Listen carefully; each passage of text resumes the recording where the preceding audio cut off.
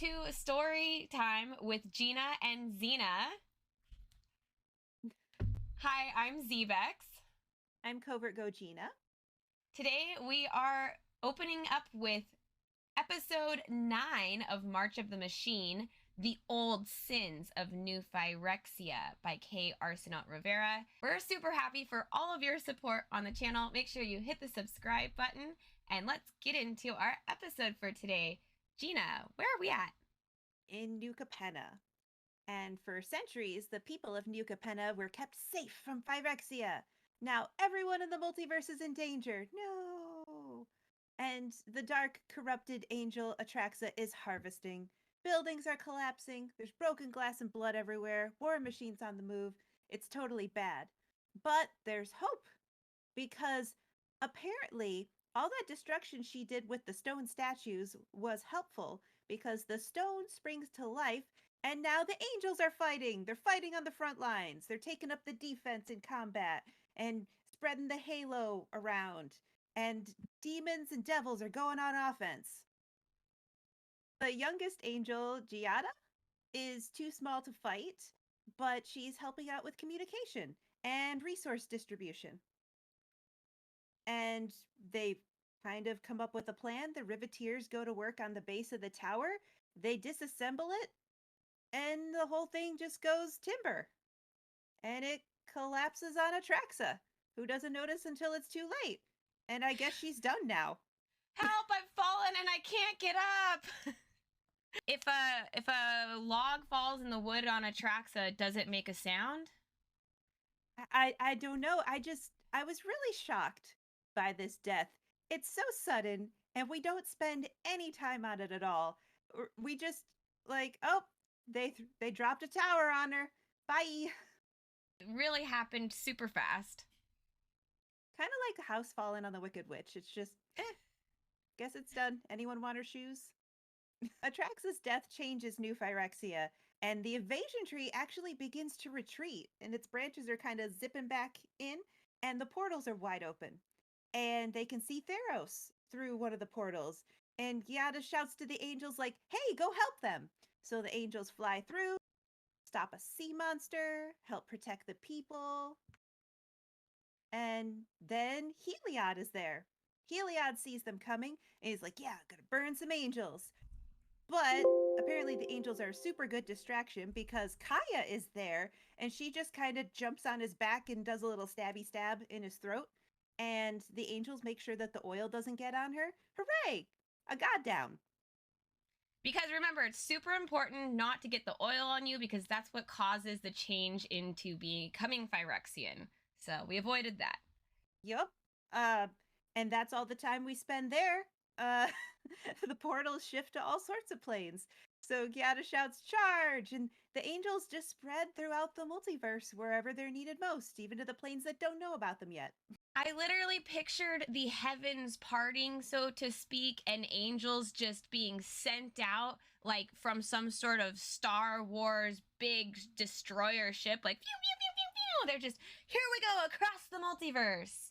Happy little beams of light. And eventually they get to New Phyrexia, and Giada sees her friend Elsbeth again. They have a happy reunion in their heads because they're good at angel telepathy now, and they kind of quietly think about how cool that is. Becoming an angel really changed Elspeth. She has more powers than she did as a planeswalker. And then we switch perspectives to Teferi and the Zalfirans. We learned that the Zalfirans have a really healthy relationship with fear, and they pretty much don't let it bother them too much. And their war clans just charge against the Phyrexians. And Teferi gets to meet Koth, which is a very fun payoff.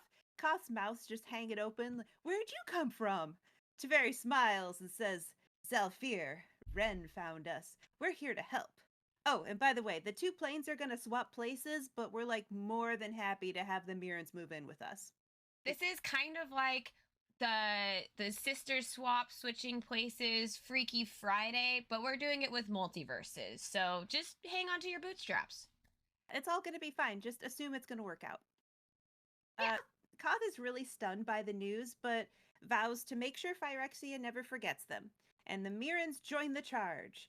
And the Zalfirans are full of prideful joy, and they're chanting while they battle. They're having a great time. It's like you've been stuck indoors for a while, and then you get to go to a war party. They're super into it. Like as the Phyrexians and their weapons are like flying through the air toward them, Teferi uses his magic to slow them down so the heroes can just dodge and kind of snatch stuff out of the air and throw it back at them. It's nice. I wish I had time powers like that because if those times when you're late to work, if you could just slow everything down for a second, this is what's happening in the battle. Mm-hmm. Oh, and this is great. Chandra runs up to Koth and she's like, "See, that's Teferi. I told you he was." Oh, and then she gets cut off because Vorinclex leaps up to attack Teferi, and Teferi's like, "Boo!" And Vorinclex slows down, and he looks really silly in slow motion.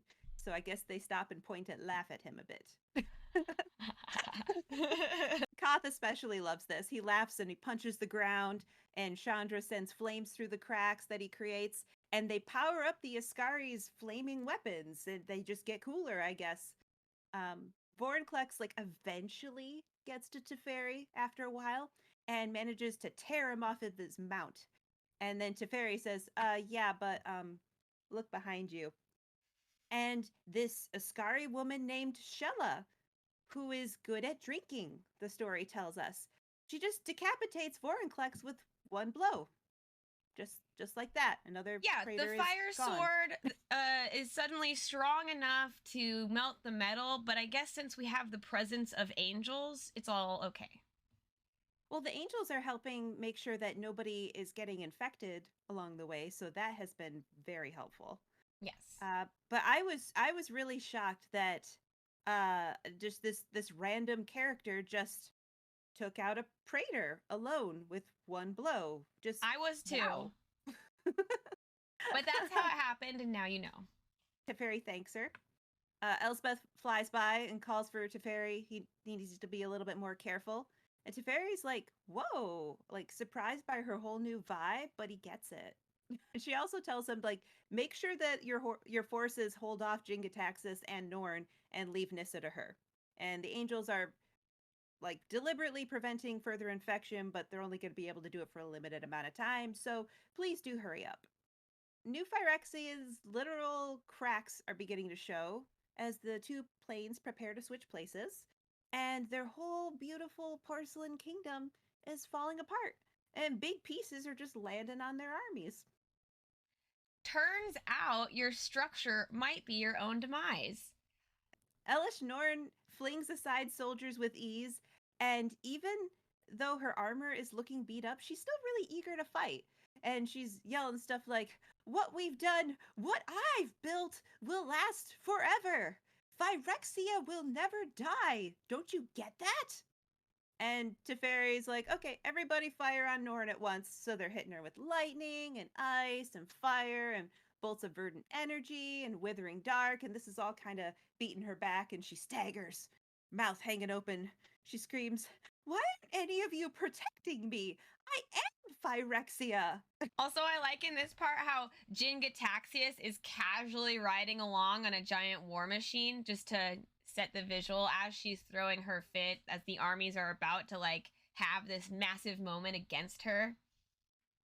Yeah, they're listening and they all just kind of stop and look at her. And Jingataxis says what's on everyone's mind. New Phyrexia has evolved beyond you, but your scraps could be useful. And Teferi's like, ooh. They're about to go off on Norn, and there's a planeswalker boom noise. Ajani arrives. Ajani will protect Norn, and for some reason. And Jingataxis says, like, don't bother, we're all over her. And Ajani proclaims, Phyrexia stands united or not at all. Poor kitty cat, he never got the memo that like, yo, we are Phyrexia, we are one, we booted Norn, she out. He's like, but I'm so loyal. I'm a good lion. Where are my kitty pats on the head? Yeah, I want sweet pats and headbutts. Jin's legions go wild on Norn, like being swarmed by beetles.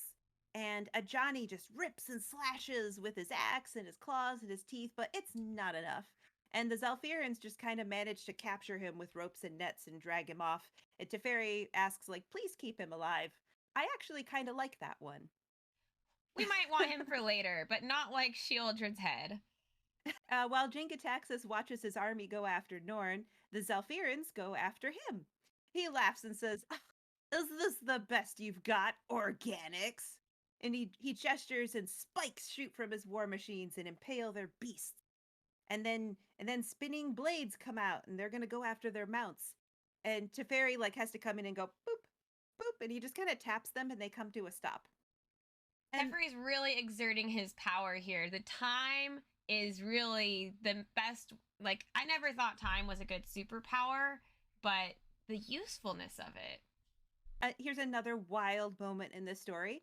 An unnamed fangirl warrior shouts, "You won't hurt Teferi!" And she brings a warhammer down on Jin's weird goo tank full of his creations that's in the war machine, and he falls in and gets nibbled on by them until he dies. It's very interesting how literally Phyrexia is imploding on itself. There was just a little bit of a catalyst, and suddenly this giant thing that's been such a monstrosity throughout an entire story is just cracking and like glass shattering through a pane. I don't know. It's just so instantaneous. Raider killer got a name, Shella, and a backstory, good at drinking at the bar. We never get this warrior's name. She just likes Teferi, and that's all we know about her. Yeah, a woman shouts. Literally, that's all you get. But next secret cosplay, you could be Shella, because we don't know anything else about them. Like, you could be either one of these. Just wear whatever you want. You're like, I'm the one that saved Teferi. Yeah, because they both respect. Did. Teferi looks back and sees that most people have already crossed over into Zalfir, but Koth, Chandra, and Karn are still on this side. Time is short. So he signals to the drummers, like, play that good retreating beat. You know the one we all like. And then he happens to notice Wrenn, who has become this beautiful, delicate ashen statue on the tree, and it saddens him.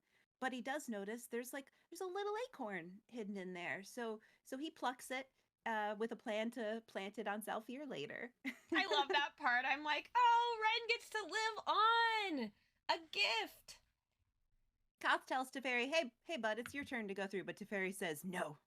I ran once before, my plane was safe, never again. So he's going to be a hero and stay till the last moment just to make sure everything goes good. A captain is always the last to go down with his ship. Chandra refuses to leave without Nissa, protesting like, hey, she's still in there, I know she is. And Koth is like losing patience, trying to get her through the portal. And Teferi says, we should just leave this to Elspeth to deal with. She's good at this sort of thing. And Elspeth comes in at just the right moment and just boop, bops Nissa on the head. She's out cold. Chandra catches her, carries her through the portal, and Koth goes with. Everything's just happening at the right place at the right time. Karn has a special request for Teferi. He wants some extra time to right his wrongs, so Teferi obliges. Karn builds himself a new body real quick, and then there's Norn. Elish Norn is crawling towards them, this skinless abomination with no legs. It's really nasty. I just picture like that end scene of a movie when like the boss has already been basically destroyed and they're like just bleeding out but crawling on the ground still. I'll get you! Karn thinks to himself how he was built for creation, not destruction, and how he never wanted to bring harm to the living. But he'll make an exception in this case. He thinks he'll be okay with it. He lays a hand on Elish Norn's head and he uses his magic to just completely tear her apart. He wants to look away and stop, but he forces himself to watch as the metal just disintegrates. And he knows he could have asked anybody to off Elish Norn. There were plenty of people in line to do this job, but he thought that this was the smallest way he could take responsibility for everything that's happened. And in the end, she's nothing but a smear on the platform. And Karn walks to the gate. He and Teferi walk through to a welcoming Zalfir. We out. We did it. We saved the day. And Karn isn't going to put that emotional burden of killing Norn on anyone else. That was very sweet of him. It was kind of a really big deal for him character-wise. Of every character that could have destroyed Norn, I didn't expect it to be Karn. I agree. I will say I saw the image before reading the story, thanks to social media. So I clicked on the spoiler. I didn't care. So I had a vague idea, but I wasn't sure that it was going to go down quite like that. Like, I thought it might have been more of an epic battle scene, not like, oh, I'm going to pinch you like a puny ant and finish this for our planeswalker friends. Now that you're practically dead, I think I'll intervene now just to make sure. After all, they did have Karn's head like floating on a piece of slag for forever. So he kind of had probably a little bit of revenge in his heart, or his sparkless heart, whatever. What was your favorite part of this story? It got real exciting near the end. I mean, everything in this episode was very fast moving. Probably when they're describing the way the Zalfirans are about to face the army. It was kind of the only slow moment that we got. They're armed to the teeth, smiling eagerly as they face the enemy. The war clans are only too happy to meet the Phyrexians. It's not really a big highlight, but that was the turn of the episode. Like, all right, here we go. The battle's beginning, and the heroes seem like they're going to have an upper hand. From that moment, I kind of felt like the writing was implying we're going to win if you're a team hero. It's a good moment. I What like about that. you? Did you have a favorite moment? The whole thing went so fast that I actually really liked the comedic beats that were surrounding Teferi's fan club. I mean, you had both of these warriors who come in to save him at the last minute and kill praetors for him, just being like, "We love you, Teferi, call me later." And then you've got Chandra coming in like, "I know him, he's my friend. See, I told you he was gonna come." That's true. She does get her "I told you so" moment. What about a favorite photo from this story? I think I gotta go of the one with Karn and Elish Norn's head, because it's very spooky and very powerful at the same time. Yes, hands down, or should I say hands up. Oh, That is the best picture in the story. I gotta agree with you there. it all resolved so quickly. I feel like we had so much build up for months of getting to the story and wondering like how in the world could we possibly win, and it just went on like 2 times speed, and we zipped through it so fast, and now we win. Yes, but we've still got a little bit to wrap up. So on to episode 10.